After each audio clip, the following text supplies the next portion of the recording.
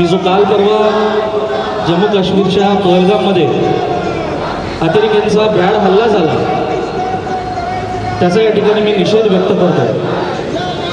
त्याचसोबत या हल्ल्यामध्ये 25हून अधिक निष्पाप पर्यटक ज्या ठिकाणी मृत्युमुखी पडले त्यांना सर्वांना जे आहे मी शिवसेने परिवाराच्या वतीने जे आहे भावपूर्ण श्रद्धांजली व्यक्त करतो.